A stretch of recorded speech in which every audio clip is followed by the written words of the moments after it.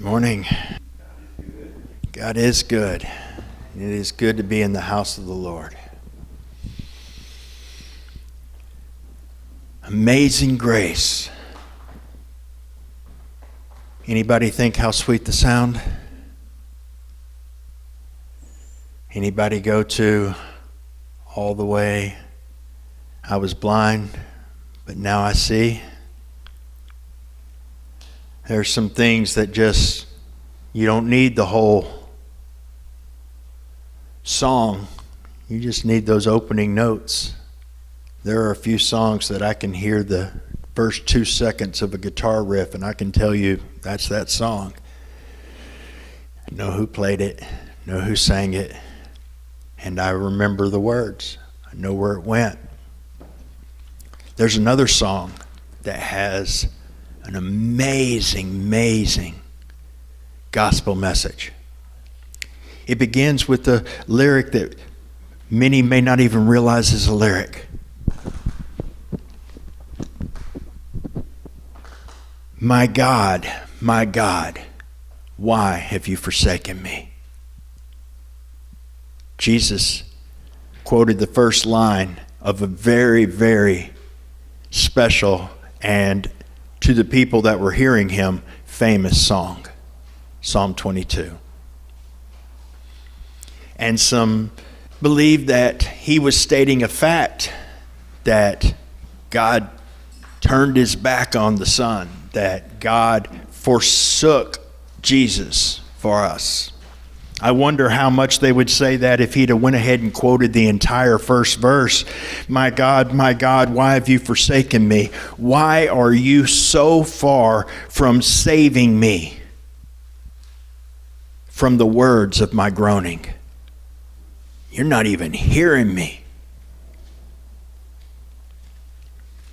But to the people that were hearing, that wasn't the end of it. See, the rest of this psalm, it goes on to describe what the forsaken, the person calling out, why have you forsaken me, is going through. And it is a pretty accurate description of crucifixion hundreds of years before crucifixion was even invented, which is pretty amazing. It's all about Jesus. And then when you get all the way over, long way down, to verse 24, we find out the truth.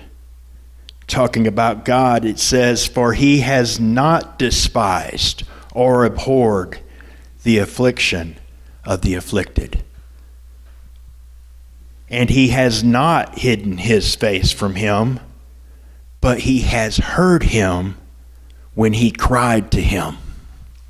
And then the tone begins to change. And the rest of the psalm is about praise and the victory that came. And the final verse, the final line, that blind but now I see aspect of Psalm 22, they shall come and proclaim his righteousness to a people yet unborn, that he has done it.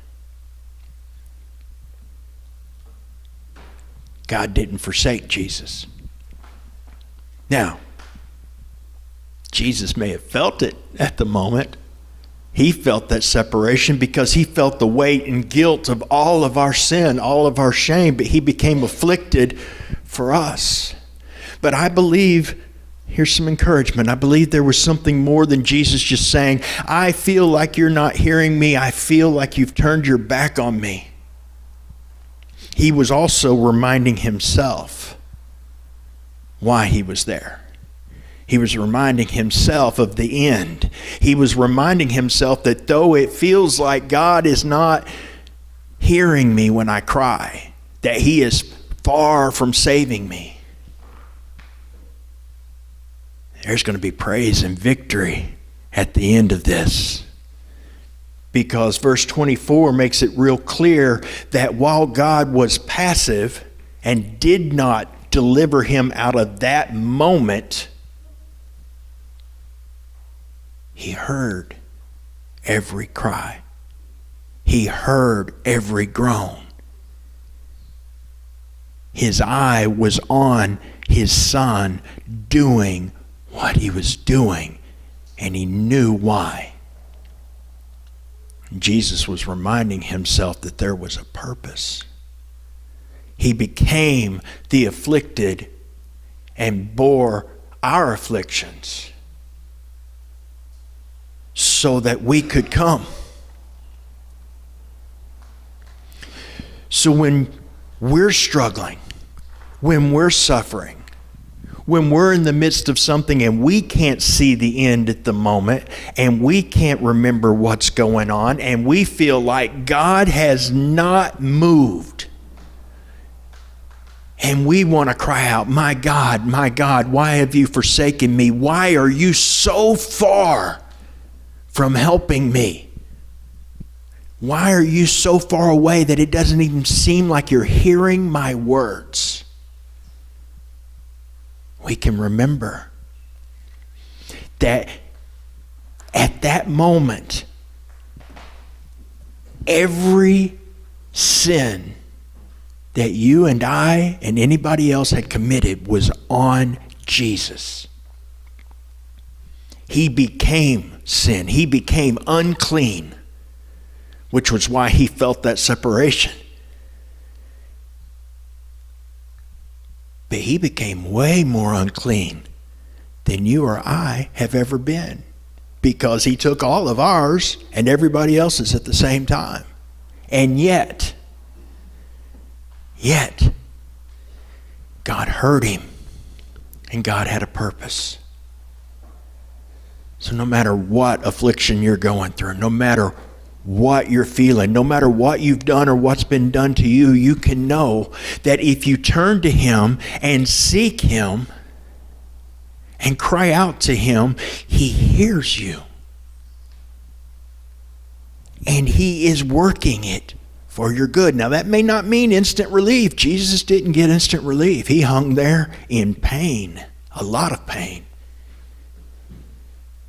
But the end was his righteousness was declared to those yet unborn. There's praise and victory and glory. Jesus died, possibly needing to remind himself that he wasn't really forsaken, but feeling separated from the Father for the first time since before creation, so that you can come, so that you don't have to be separated. No matter how it feels, you can know there's nothing in your life, nothing in your heart that will keep God from hearing your cry and having his eye on you when you turn to him for help. He is always there. And help may not look like what we expect it to. Victory may not come the way we think it will. But when he completes the work that he began, and he will complete it, we, like Jesus, are raised to new life, eternal, made whole, and restored in complete and full and unhindered relationship with the Father.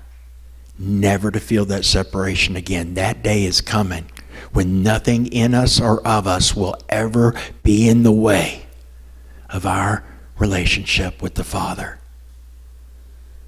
Sin gets in the way.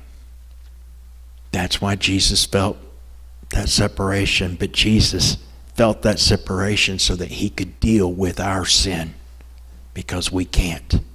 But he did, so that we can come.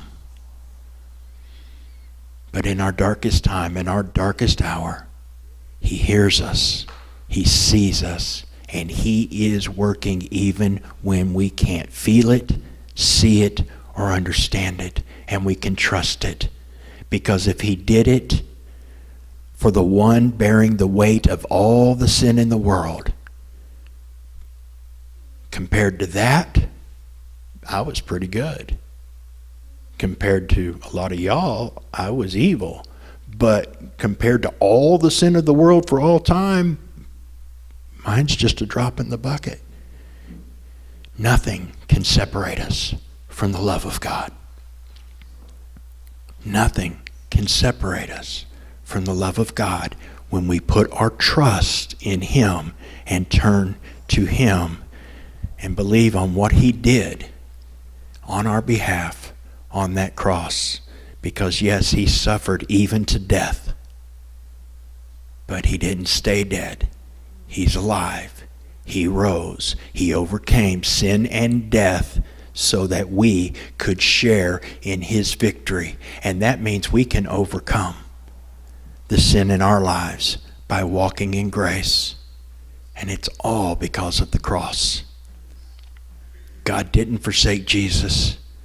He didn't forsake you. He's not done. The cross was not the end. The empty grave wasn't even the end. The end is when He comes back, takes us home, and eternity begins. We're in the middle of the song. Don't give up before you hear the final tune. It'll be one that's upbeat, lively, rejoicing, full of praise, and dancing